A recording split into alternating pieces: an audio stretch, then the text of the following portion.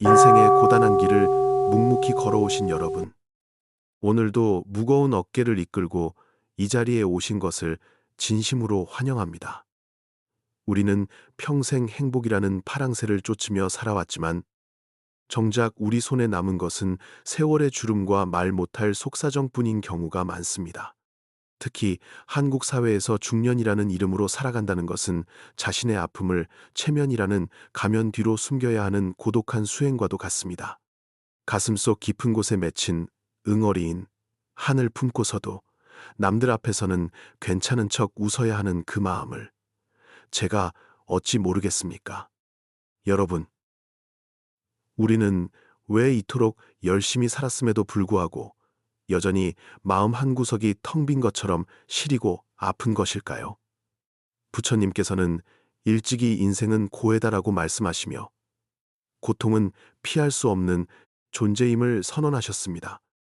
이 말은 언뜻 듣기에 매우 비관적으로 들릴 수 있지만 사실은 우리를 억눌러온 헛된 희망의 사슬을 끊어주는 가장 강력한 해방의 메시지입니다. 고통을 피해야 할 적이 아니라 삶의 본질로 받아들일 때 비로소 우리는 진짜 치유의 길로 들어설 수 있기 때문입니다. 우리가 겪는 대부분의 괴로움은 사실 고통 그 자체보다 그 고통이 없어야 한다는 집착에서 비롯됩니다. 내 자식은 이래야 해. 내 노후는 이래야 해라는 완벽한 각본을 써놓고 현실이 그에 미치지 못할 때 우리는 지옥을 경험합니다. 여러분은 지금 무엇을 그토록 손에서 놓지 못하고 계십니까? 혹시 남들에게 보여지는 나의 모습이나 이미 지나간 과거의 영광에 매달려 현재의 평온을 짓밟고 계시지는 않나요? 잠시 숨을 고르고 자신의 내면을 정직하게 들여다보시길 바랍니다. 여기서 잠시 마음의 문을 여는 작은 의식을 함께 해보려 합니다. 이 영상을 보시는 모든 분이 서로의 아픔을 보듬고 인연의 소중함을 나누는 의미에서 댓글창에 마음의 평화 혹은 업장 소멸이라고 정성껏 남겨주십시오. 이 짧은 네 글자를 적는 행위만으로도 여러분의 무거운 마음의 짐이 한결 가벼워지는 놀라운 경험을 하시게 될 것입니다. 진심을 담아 남긴 한마디는 누군가에게는 따뜻한 위로가 되고 나 자신에게는 새로운 삶을 향한 씨앗이 됩니다. 세상은 우리에게 끊임없이 더 많이 가지고 더 높이 올라가라고 다그치지만 불교의 지혜는 정반대의 길을 제시합니다. 바로 내려놓음의 미학입니다. 움켜쥐려 할수록 모래알처럼 빠져나가는 것이 인생의 행복이라면 차라리 손바닥을 활짝 펴보는 것은 어떨까요? 우리가 당연하다고 믿었던 성공의 기준이 사실은 우리를 가두는 감옥이었다면 이제는 그 창살을 깨뜨릴 때가 되었습니다. 부처님이 발견하신 네 가지 성스러운 진리, 즉 주의무상의 도리는 바로 여기서 시작됩니다. 많은 분이 왜 나에게만 이런 시련이 오는가라고 하늘을 원망하며 밤잠을 설치곤 하십니다. 하지만 비는 누구에게나 공평하게 내리듯 삶의 고난 또한 누구도 비껴가지 않습니다. 우리가 부러워하는 저 화려한 저택 안에도 눈물로 지새우는 밤이 있고 성공한 사업가의 마음 속에도 타들어가는 불안의 불꽃이 있습니다. 고통은 결코 당신이 잘못 살았기 때문에 주어지는 벌이 아닙니다. 그것은 생명 있는 모든 존재가 마주해야 할 숙명적인 비바람일 뿐입니다. 여러분은 혹시 체면 때문에 사랑하는 사람에게 상처를 주거나 정작 본인의 영혼이 부서지는 것을 방관하고 있지는 않으신가요? 한국인 특유의 남 부끄럽지 않게 살아야 한다는 강박은 우리를 평생 타인의 시선 속에 가두어 둡니다. 하지만 거울 속의 자신을 똑바로 바라보십시오. 그 지친 눈동자가 갈구하는 것은 화려한 수식어가 아니라 단 한순간의 진실한 안식입니다. 이제는 남의 눈치를 보는 삶을 멈추고 자신의 내면과 화해하는 법을 배워야 할 시간입니다. 부처님께서 말씀하신 고통의 정체는 사실 우리가 세상을 바라보는 왜곡된 렌즈에 있습니다. 우리는 영원하지 않은 것을 영원하다고 믿고 내 것이 아닌 것을 내 것이라고 우기며 스스로를 괴롭힙니다. 마치 흐르는 강물을 손으로 막으려 하는 것과 같습니다. 강물은 흘러가야 하듯 우리의 감정과 상황도 흘러가게 두어야 합니다. 이것이 바로 마음 챙김의 시작이자 고통의 파도 위에서 유연하게 서핑하는 법을 배우는 첫걸음이라 할 수 있습니다. 지금 이 순간에도 빚 독촉에 시달리거나 자식과의 불화로 가슴을 치거나 혹은 이름 모를 병마와 싸우고 계신 분들이 계실 것입니다. 그분들께 감히 말씀드리고 싶습니다. 당신의 고통은 헛된 것이 아니며 그것은 오히려 당신의 영혼을 깨우는 거대한 북소리와 같습니다.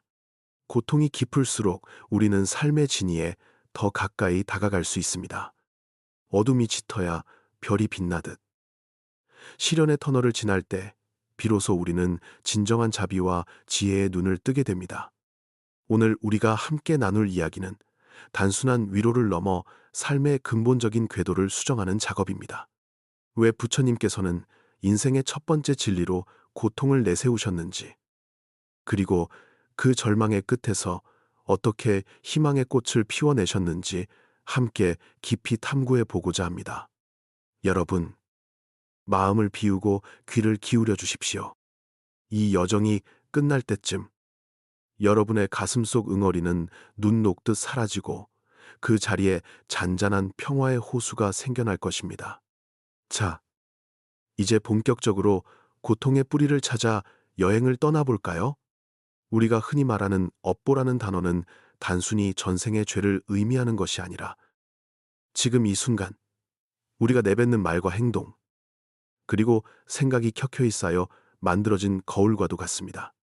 많은 중년분이 나는 평생 가족을 위해 희생하며 착하게 살았는데 왜 지금 내 곁에는 아무도 없고 몸은 병들었는가라고 억울해 하십니다. 하지만 냉정하게 들여다보면 그 희생의 이면에는 내 뜻대로 되어야 한다는 강한 집착과 남들에게 번듯해 보여야 한다는 체면의 씨앗이 심겨 있었을지도 모릅니다. 여러분은 자신의 희생이 진정으로 상대를 위한 것이었는지 아니면 자신의 불안을 달래기 위한 방편이었는지 스스로에게 물어본 적이 있으십니까? 인과응보의 법칙은 눈에 보이지 않지만 우리 삶의 구석구석에서 매우 정교하게 작동하고 있습니다. 돈에 대한 지나친 갈망은 결국 건강을 해치는 악업으로 돌아오고 자식의 성공을 나의 명예로 삼으려는 욕심은 자식과의 관계를 단절시키는 비극의 씨앗이 됩니다. 이것은 하늘이 내리는 벌이 아니라 내가 심은 나무에서 열린 당연한 열매일 뿐입니다. 인연의 고리는 참으로 묘해서 우리가 가장 소중히 여기는 것들에 대한 집착이 오히려 그것들을 우리에게서 멀어지게 만드는 모순을 낳기도 합니다. 여러분의 삶에서 현재 가장 큰 고통을 주는 부분은 과연 과거의 어떤 마음가짐에서 시작되었을까요? 특히 한국 사회에서 중년에 하는 대개 관계의 불화와 경제적 압박에서 비롯됩니다. 남들만큼은 살아야지라는 생각으로 무리하게 빚을 내어 거칠애에 집중할 때 그것은 이미 평온한 노후를 갉아먹는 독한 업을 쌓는 행위입니다. 체면을 지키기 위해 속으로 충작하는 감정을 외면하면 그 에너지는 결국 화병이나 우울증 같은 신체적 고통으로 분출됩니다. 부처님께서는 모든 것은 마음이 지어낸 것이라 하셨는데 이는 우리가 겪는 외부의 시련보다 그 시련을 대하는 우리의 왜곡된 욕망이 더 큰 괴로움을 만들어낸다는 뜻입니다. 우리가 일상에서 무심코 저지르는 구업, 즉 말로 짓는 업도 무시할 수 없습니다. 다 너 잘되라고 하는 소리야 라는 말 한마디가 상대에게는 날카로운 화살이 되어 가슴에 박히고 그것은 훗날 외로움이라는 부메랑이 되어 돌아옵니다. 자식들이 명절에만 겨우 얼굴을 비추고 서둘러 떠나가는 이유를 요즘 애들은 이기적이라서라고 탓하기 전에 내가 그들에게 심어준 기억의 토양이 어떠했는지 살펴보아야 합니다. 여러분은 진심으로 타인의 성취를 기뻐하며 축복의 말을 건네본 적이 언제였는지 기억하시나요? 건강 또한 우리 마음의 성적표와 같습니다. 평생을 남의 눈치를 보며 긴장 속에서 살아온 사람의 몸은 딱딱하게 굳어있기 마련입니다. 스트레스라는 현대적 용어 뒤에는 사실 미움과 불안이라는 근원적인 업의 에너지가 숨어 있습니다. 내가 미워하는 그 사람이 미워서 고통스러운 것이 아니라 그를 미워하는 마음을 품고 있는 내 마음이 지옥인 것입니다. 독을 품은 그릇이 먼저 부식되듯 부정적인 감정을 품은 우리의 육체는 가장 먼저 무너져 내릴 수밖에 없습니다. 구체적인 예를 하나 들어보겠습니다. 평생 성실하게 일해 자수성가한 한 남성이 있었습니다.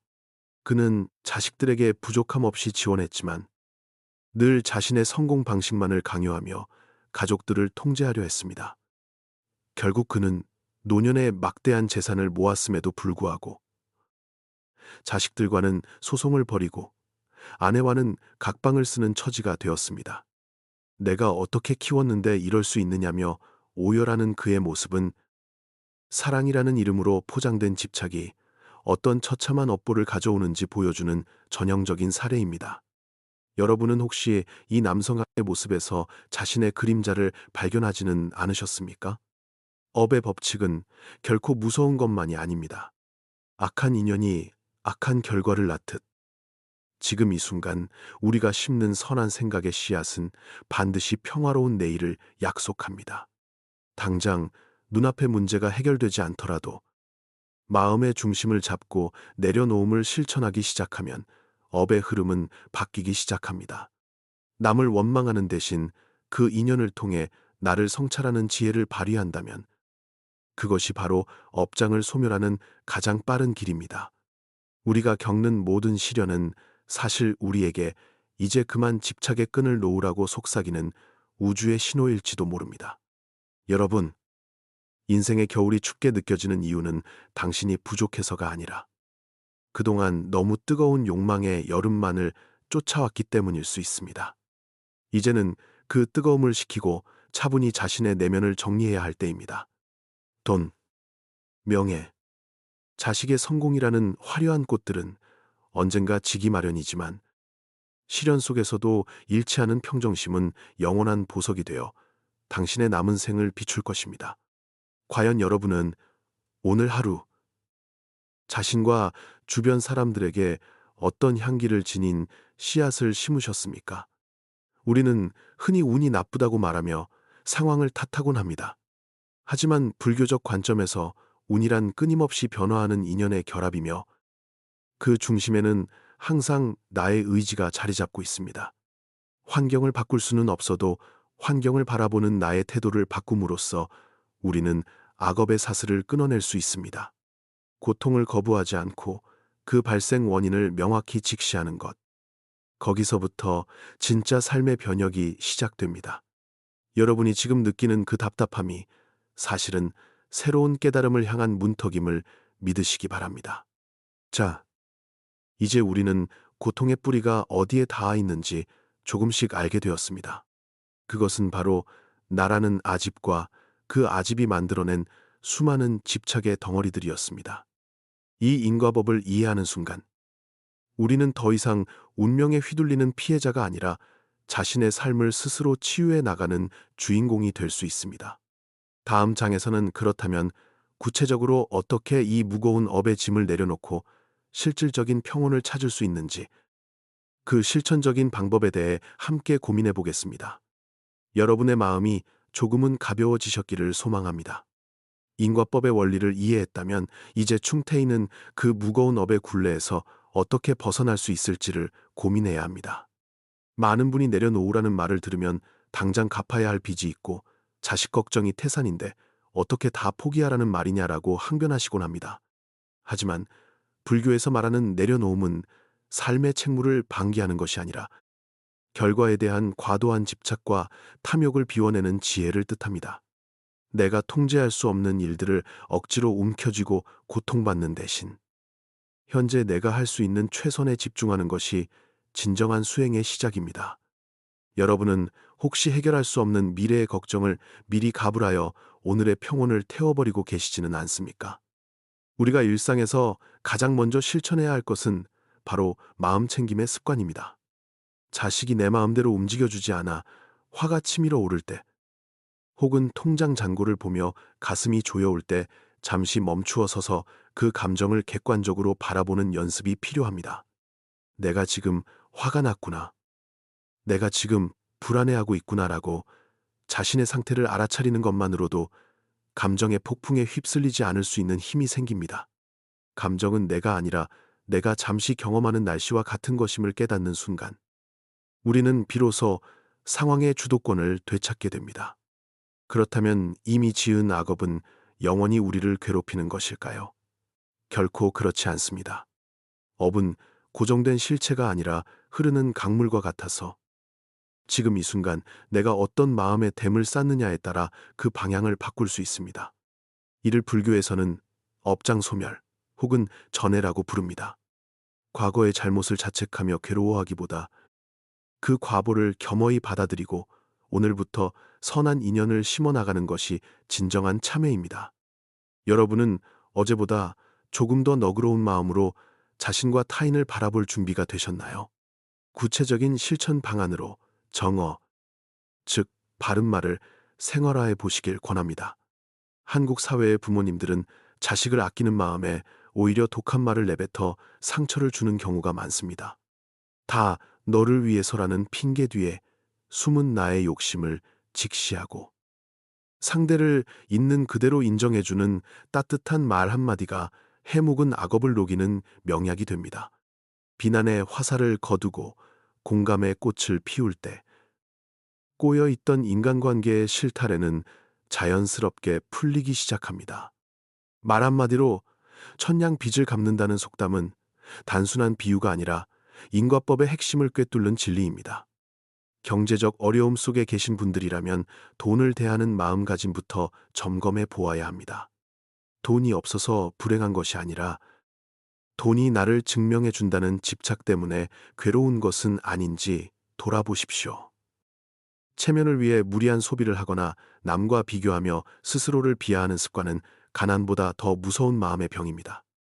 소박한 삶 속에서도 만족을 찾는 지족의 지혜를 배울 때 우리는 비로소 환경에 구애받지 않는 자유를 얻게 됩니다. 여러분이 생각하는 행복의 기준은 타인의 시선입니까?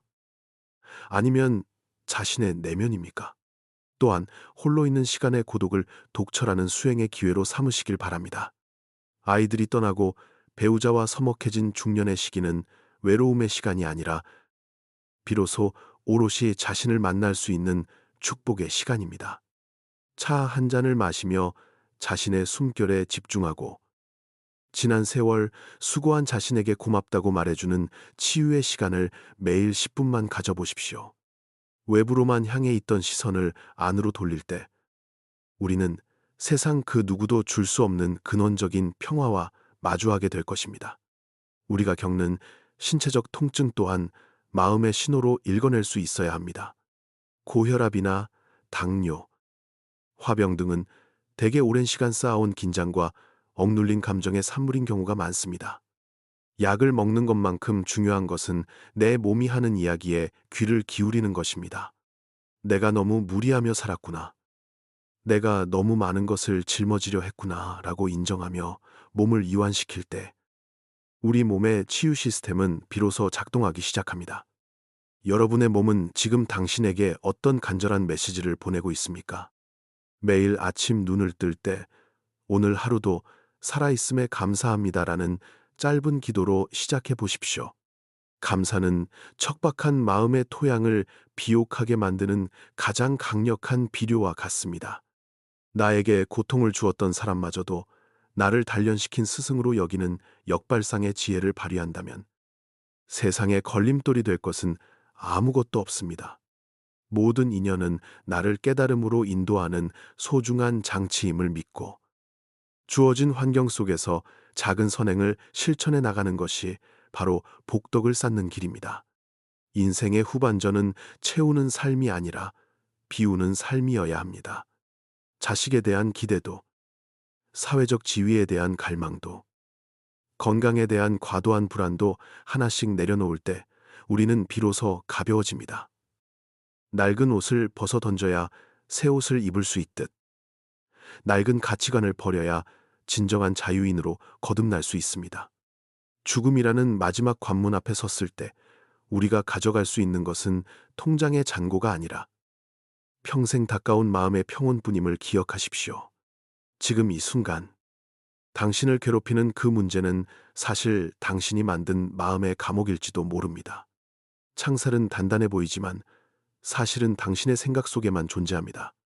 이제 그만 자책을 멈추고 자신을 용서하며 한 걸음 뒤로 물러나 삶을 관조해 보십시오. 부처님께서 가르쳐 주신 중도의 길은 결코 먼 곳에 있지 않습니다. 바로 지금, 여기에서 당신의 마음을 다스리는 그 실천 속에 살아 숨쉬고 있습니다. 여러분, 오늘부터는 조금 더 가벼운 발걸음으로 인생이라는 길을 걸어가 보시지 않겠습니까? 부처님께서 말씀하신 인생은 고통이다 라는 선언을 들을 때 많은 현대인은 이를 비관주의나 염세주의로 오해하곤 합니다. 하지만 이것은 감정적인 하소연이 아니라 인간의 의식 구조를 철저하게 해부한 가장 냉철하고 과학적인 진단입니다. 심리학적으로 볼 때 우리 뇌는 생존을 위해 긍정적인 상황보다 위협적이고 고통스러운 상황에 더 민감하게 반응하도록 설계되어 있습니다. 이를 부정편향이라고 하는데 결국 우리가 괴로움을 느끼는 것은 운명이 나빠서가 아니라 생명체로서의 자연스러운 본능이 과하게 작동하고 있기 때문입니다. 여러분은 혹시 자신의 불행이 오직 외부 환경 때문이라고만 굳게 믿고 계시는 것은 아닙니까? 우리가 흔히 겪는 집착이라는 감정은 뇌과학의 관점에서 보면 도파민의 노예가 된 상태와 매우 흡사합니다. 내가 원하는 것을 얻었을 때의 쾌감은 잠시뿐이며 우리 뇌는 곧바로 더 큰 자극이나 영원한 유지를 갈구하며 다시 불안 상태로 진입하게 됩니다. 부처님이 지목하신 고통의 원인인 가래는 바로 이러한 뇌의 보상회로가 만들어내는 끝없는 갈증을 의미합니다. 영원하지 않은 것을 영원하게 붙잡으려 할 때 우리 몸에서는 스트레스 호르몬인 코르티솔이 분비되고 이것이 만성화되면 결국 신체와 정신의 파괴로 이어지는 업보의 길을 걷게 되는 것입니다. 불교의 사성제는 현대의학의 진단 및 치료 체계와 놀라울 정도로 일치하는 논리적 구조를 가지고 있습니다. 고통이라는 질병의 증상을 확인하고 고제, 그 근본적인 원인을 파악하며 집제, 완치된 상태의 비전을 제시하고 멸제, 구체적인 치료 방법을 처방하는 도제 과정은 매우 합리적입니다. 이것은 막연한 기복이나 신비주의가 아니라 자신의 마음을 실험실 삼아 끊임없이 관찰하고 가설을 검증해 나가는 자기 치유의 과정입니다. 여러분은 종교라는 틀을 벗어나 자신의 마음을 객관적인 관찰자의 시선으로 바라본 적이 단 한 번이라도 있으셨습니까? 우리는 흔히 열심히 노력하면 반드시 행복해질 것이라는 사회적 가스라이팅 속에 살아가고 있습니다. 하지만 세상의 모든 것은 인연에 의해 끊임없이 변하는 재행무상의 원리 속에 있기에 우리의 노력만으로 결과를 완벽히 통제한다는 것은 불가능에 가깝습니다. 이러한 현실을 무시한 채 결과에만 매달리는 것이 바로 고통의 시작이며 불교는 바로 이 지점에서 사실을 있는 그대로 보라고 조언합니다. 비관이 아니라 객관을 선택할 때 우리는 비로소 상황에 휘둘리지 않는 단단한 내면의 근육을 가질 수 있게 됩니다. 현대 심리학의 인지행동 치료는 부처님의 가르침인 마음 챙김과 그 맥을 같이 합니다. 우리가 고통을 겪는 이유는 사건 그 자체보다 그 사건에 부여하는 우리의 해석 때문인 경우가 많습니다. 돈이 없어서 비참하다는 생각은 돈이 없는 상태, 사실의 비참함 해석을 더 씌운 것인데 이 해석의 바탕에는 타인과의 비교라는 집착이 깔려 있습니다. 마음 챙김은 이 사실과 해석을 분리하여 바라보게 함으로써 감정의 소용돌이에서 빠져나올 수 있는 틈을 만들어줍니다. 여러분의 괴로움 중 순수한 사실은 얼마나 되고 스스로 만들어낸 해석의 짐은 얼마나 됩니까? 불교의 가르침이 중년의 한국인들에게 특히 절실한 이유는 우리가 평생 나라는 아집을 세우는데 너무 많은 에너지를 써왔기 때문입니다. 사회적 지위나 부, 자녀의 성공을 곧 나의 확장된 자아로 착각하면서 그것들이 흔들릴 때마다 마치 내 존재가 부정당하는 듯한 극심한 통증을 느낍니다. 하지만 양자역학에서도 말하듯 고정된 실체로서의 나는 존재하지 않으며 모든 것은 상호 의존적인 관계 속에서 잠시 머물다 갈 뿐입니다. 이 무아의 진리를 논리적으로 받아들일 때 우리는 비로소 나를 가두었던 체면과 강박의 감옥에서 걸어 나올 수 있습니다. 많은 분이 수행을 하면 고통이 아예 사라지느냐고 묻습니다. 냉정하게 말해 육체적 노화나 사랑하는 사람과의 이별 같은 근원적 고통은 사라지지 않습니다. 다만 부처님은 두 번째 화살을 맞지 말라고 경고하셨습니다. 첫 번째, 화살이 피할 수 없는 현실의 고난이라면 두 번째 화살은 그 고난에 대해 원망하고 슬퍼하며 스스로를 괴롭히는 마음의 반응입니다. 논리적으로 생각했을 때 우리가 제어할 수 있는 것은 오직 두 번째 화살뿐이며 이를 다스리는 것이 바로 지혜로운 삶의 핵심입니다. 과학적으로 증명된 명상의 효과 또한 사성제의 유효성을 뒷받침합니다. 매일 규칙적으로 자신의 내면을 관찰하는 수행을 하면 뇌의 전두엽이 활성화되고 감정을 조절하는 편도체의 과잉 반응이 줄어듭니다. 이것은 업보를 바꾸는 생물학적 변화이며 우리가 마음을 다스릴 때 실제 삶의 궤적이 바뀔 수 있다는 강력한 근거가 됩니다. 막연한 믿음이 아니라 실제적인 뇌의 변화를 통해 평온에 도달하는 것이 불기승우제시하는 길입니다. 여러분은 자신의 뇌를 고통의 회로에 방치하시겠습니까? 아니면 평온의 회로로 재설계하시겠습니까? 결국 사성제는 삶이라는 전쟁터에서 승리하는 법이 아니라 전쟁터 자체를 평화로운 들판으로 바꾸는 인식의 전환을 가르칩니다. 비가 올 때 비를 멈추게 하려 애쓰는 대신 우산을 쓰거나 빗소리를 즐기는 법을 배우는 것과 같습니다. 이러한 합리적 태도는 우리를 무기력하게 만드는 것이 아니라 오히려 현실을 가장 적극적이고 창의적으로 살아가게 하는 원동력이 됩니다. 고통의 정체를 명확히 아는 자만이 그 고통을 디딤돌 삼아 더 높은 의식의 차원으로 도약할 수 있기 때문입니다. 오늘 논의한 이 이성적인 분석들이 여러분의 가슴에 닿아 막연한 두려움을 지워낼 수 있기를 바랍니다. 부처님의 법은 믿음의 대상이기 이전에 실천을 통해 증명되어야 할 삶의 기술입니다. 나의 괴로움이 어디서 오는지 논리적으로 추적하다 보면 결국 그 끝에는 나라고 부르는 거대한 허상과 그 허상이 쥐고 있는 집착의 손길을 발견하게 될 것입니다. 이제 그 손을 가볍게 펴는 연습을 시작해 보십시오. 지혜의 눈으로 세상을 볼 때 비로소 우리는 고통이라는 바다를 건너는 튼튼한 배를 얻게 될 것입니다. 이제 한슬기 씨라는 분의 이야기를 들려드리려 합니다. 한슬기 씨는 강남의 평범한 아파트에서 남부러울 것 없는 삶을 사는 것처럼 보였던 50대 중반의 여성이었습니다. 대기업 임원인 남편과 명문대에 진학한 두 자녀는 그녀의 가장 큰 자랑이었고 그녀는 늘 우아한 옷차림과 여유로운 미소로 이웃들의 부러움을 샀습니다. 하지만 그 화려한 겉모습 뒤에는 남편의 오랜 외도와 자녀들의 냉담함이라는 깊은 상처가 타차 터지기 일보 직전이었습니다. 그녀는 집안의 불행이 밖으로 새어나갈까봐 전전긍긍하며 체면이라는 무거운 갑옷을 입고 하루하루를 버텨내고 있었습니다. 여러분은 타인에게 보여지는 삶을 유지하기 위해 얼마나 많은 눈물을 안으로 삼키고 계십니까? 한슬기 씨의 삶이 무너진 것은 남편의 이혼 요구와 함께 아들의 도박 빚이 세상에 알려진 그날이었습니다. 평생 공들여 쌓아온 모래성이 한순간에 휩쓸려 내려가는 것을 보며 그녀는 극심한 배신감과 절망에 빠졌습니다. 내가 어떻게 살았는데 나에게 이런 일이 생기나라며 하늘을 원망했고 자신을 외면하는 자식들을 향해 가슴속에 맺힌 한을 쏟아냈습니다. 그녀에게 남은 것은 오직 분노와 자기 연민뿐이었으며 잠들지 못하는 밤마다 수면제에 의지해야 했습니다. 고통의 파도가 몰아칠 때 우리는 흔히 그 파도를 막으려 애쓰지만 사실 그 파도 자체보다 파도에 휩쓸리지 않으려는 저항이 우리를 더 빨리 지치게 만든다는 사실을 그녀는 알지 못했습니다. 방황하던 한슬기 씨는 우연한 인연으로 산속의 작은 사찰을 찾게 되었고, 그곳에서 한 노스님을 만나 사성제의 가르침을 접하게 되었습니다. 노스님은 그녀에게 당신의 고통은 남편이나 자식 때문이 아니라 당신이 그려놓은 완벽한 가족이라는 허상에 대한 집착에서 온 것이라고 조언했습니다.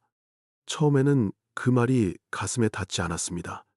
남편이 잘못했고 자식이 어긋났는데 왜 그것이 자신의 집착 때문인지 이해할 수 없었기 때문입니다. 하지만 조용한 명상 속에서 자신의 마음을 들여다보기 시작한 그녀는 비로소 깨달았습니다. 자신이 사랑한 것은 가족 그 자체가 아니라 남들에게 보여지는 행복한 가족의 이미지였다는 사실을 말입니다. 그녀는 내려놓음의 공부를 시작했습니다. 가장 먼저 한 일은 남편에 대한 원망을 멈추는 것이었습니다. 그 사람도 그 사람만의 고통과 어리석음이 있었겠지라고 생각하며 그를 자신의 인생에서 조건 없이 놓아주기로 했습니다. 또한 자식들의 인생을 자신의 명예와 연결짓던 끈질긴 욕심을 거두어들였습니다. 자식은 내 소유물이 아니라 각자의 업보를 지고 살아가는 독립된 인격체임을 인정하자. 비로소 가슴을 짓누르던 바위가 조금씩 가벼워지는 것을 느꼈습니다. 여러분은 지금 누구를 여러분의 인생이라는 무대 위에 꼭두각시로 만들려 하고 계시지는 않나요? 한슬기 씨는 더 이상 화려한 옷으로 자신을 치장하지 않았고 이웃들의 수군거림에도 미소를 지을 수 있는 여유가 생겼습니다. 그녀는 작은 꽃집에서 일을 시작하며 흙을 만지고 꽃을 돌보는 일상에서 소소한 평온을 찾았습니다. 과거의 그녀였다면 상상도 할 수 없는 초라한 일이었겠지만 지금의 그녀에게는 그 어떤 명예보다 값진 마음챙김의 시간이었습니다. 자신의 손끝에서 피어나는 생명을 보며 그녀는 깨달았습니다. 진정한 행복은 완벽한 상황에서 오는 것이 아니라 불완전한 현실을 있는 그대로 수용하는 마음의 태도에서 온다는 사실을 말입니다. 어느 날 아들이 찾아와 다시 돈을 요구하며 행패를 부렸을 때 예전 같으면 통곡하며 매달렸을 그녀가 차분하게 말했습니다. 아들아, 네가 만든 빚은 네가 갚아야 할 너의 몫이란다. 엄마는 더 이상 너의 잘못된 선택에 함께 지옥으로 들어가지 않겠다. 이 단호한 거절은 비정함이 아니라 진정한 자비였습니다. 아들의 업을 대신 짊어지는 것이 그를 돕는 길이 아님을 깨달았기에 가능한 행동이었습니다. 우리어 그레드 아들은 당황하며 돌아갔지만 그날 이후 한슬기 씨는 처음으로 죄책감 없는 깊은 잠을 잘 수 있었습니다. 인연의 끈을 느슨하게 쥐었을 때 오히려 진정한 관계의 소중함이 보이기 시작한 것입니다. 한슬기 씨의 이야기는 가족이 다시 화목해지거나 남편이 돌아오는 식의 동화 같은 결말이 아닙니다. 현실은 여전히 냉혹했고 그녀는 여전히 혼자였습니다. 하지만 그녀의 내면은 이전과는 비교할 수 없을 정도로 단단해졌습니다. 고통을 피하려 발버둥치던 여인은 이제 고통과 함께 춤을 추는 법을 아는 수행자가 되었습니다. 그녀는 매일 아침차를 마시며 자신에게 이렇게 속삭입니다. 슬기야, 오늘도 고통은 있겠지만 너는 평화로울 거야. 모든 것은 흘러가는 인연일 뿐이니까. 이 짧은 확언은 그녀가 평생 찾아 헤매던 그 어떤 보석보다 빛나는 삶의 나침반이 되었습니다. 여러분, 한슬기 씨가 발견한 평온은 특별한 사람만 가질 수 있는 것이 아닙니다. 우리 모두의 마음속에는 이미 고통의 폭풍우를 잠재울 수 있는 지혜의 씨앗이 들어 있습니다. 다만 우리가 외부의 소음과 체면이라는 포장지에 가려 그것을 보지 못할 뿐입니다. 지금 당신을 괴롭히는 그 문제의 핵심을 조용히 응시해 보십시오.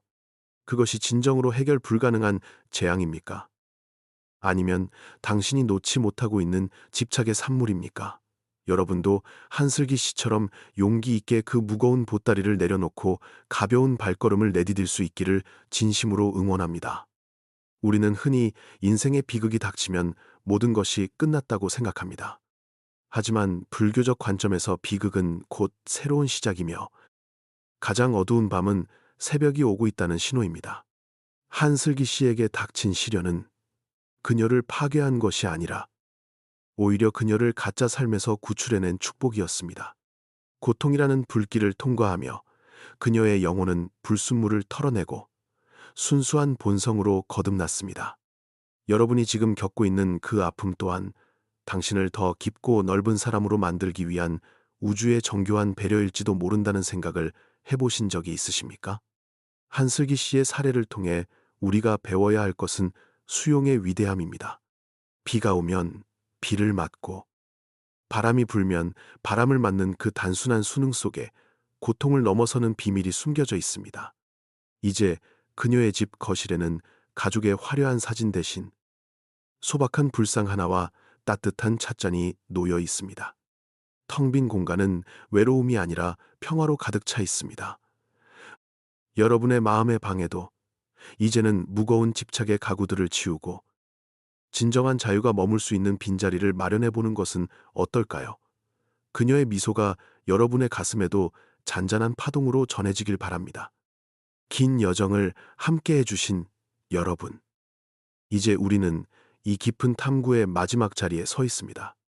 우리는 부처님께서 왜 인생의 첫 번째 진리로 고통을 말씀하셨는지, 그리고 그 고통이 우리 삶을 어떻게 변화시킬 수 있는지를 함께 살펴보았습니다. 고통은 피해야 할 장애물이 아니라 우리가 더 씌워놓은 거짓된 자아를 깨부수고 진정한 본성을 드러나게 하는 거룩한 도구입니다. 이제 여러분의 마음속에 자리 잡았던 그 무거운 돌덩어리가 조금은 작아진 것처럼 느껴지시나요? 아니면 여전히 그 무게가 버거워 숨이 가쁘신가요?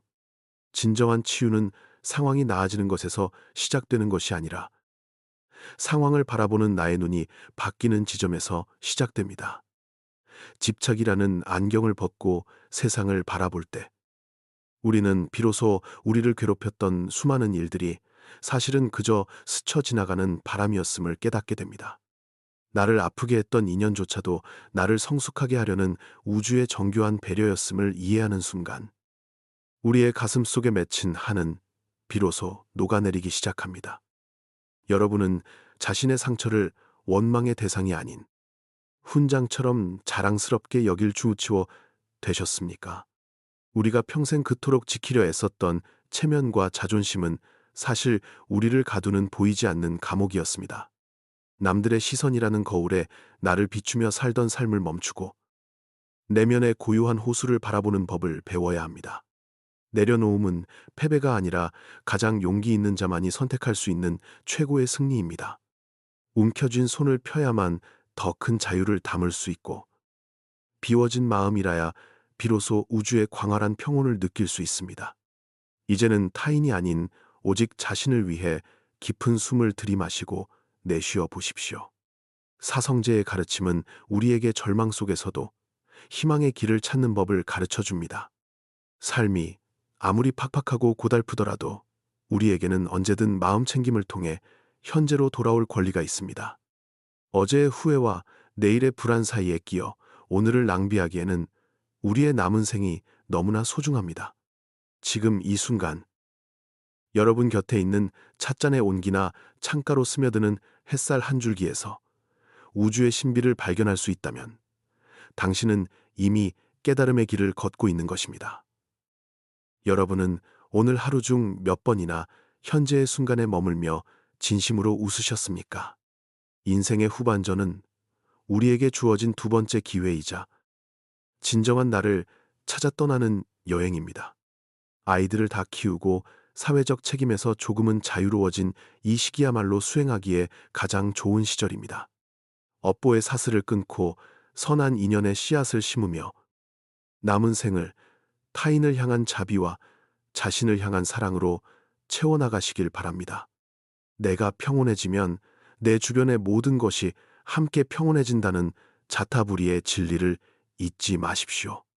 당신의 미소가 세상을 밝히는 가장 아름다운 등불이 될 수 있습니다. 우리는 흔히 죽음을 두려워하지만 삶의 무상함을 깊이 이해한 사람에게 죽음은 그저 낡은 옷을 벗고 새로운 시작을 맞이하는 일과 같습니다. 오늘 우리가 나눈 이 지혜들이 여러분의 삶에 깊이 뿌리내려 어떤 폭풍우가 몰아쳐도 흔들리지 않는 든든한 버팀목이 되기를 소망합니다. 고통은 여전히 찾아오겠지만 이제 당신에게는 그 고통을 다스릴 지혜의 칼이 들려 있습니다. 여러분은 이제 자신의 삶이라는 바다에서 어떤 파도가 밀려와도 유연하게 항해할 수 있는 선장이 되셨음을 믿으시나요? 마지막으로 여러분께 간절히 당부드리고 싶습니다. 자기 자신을 너무 혹독하게 대하지 마십시오. 당신은 그동안 충분히 수고했고, 충분히 아파했으며, 충분히 잘 살아왔습니다. 과거의 실수는 배움의 밑거름으로 삼고, 다가올 미래는 설레는 마음으로 맞이하십시오. 마음 챙김의 끈을 놓지 않고 매 순간 깨어 있다면 당신의 삶은 매일매일이 축제요. 매 순간이 기적이 될 것입니다. 이제 무거운 짐을 내려놓고 가벼운 몸짓으로 당신만의 길을 당당하게 걸어가십시오. 영상을 마치며 다시 한번 여러분의 평온을 기원합니다. 이 짧은 만남이 여러분의 영혼에 작은 파동을 일으켜 삶을 대하는 태도가 조금이라도 따뜻해졌다면 저는 더할 나위 없이 행복할 것입니다. 댓글창에 남겨주신 소중한 염원들이 모여 여러분의 삶에 큰 가피로 돌아가기를 두 손 모아 기도합니다. 부처님의 가피가 항상 여러분과 함께 하시길, 그리고 여러분의 가슴 속에 언제나 평화의 꽃이 만발하시길 빌겠습니다. 시청해주신 여러분, 진심으로 고맙고 사랑합니다. 성불하십시오. 그리고 부디 평안하십시오.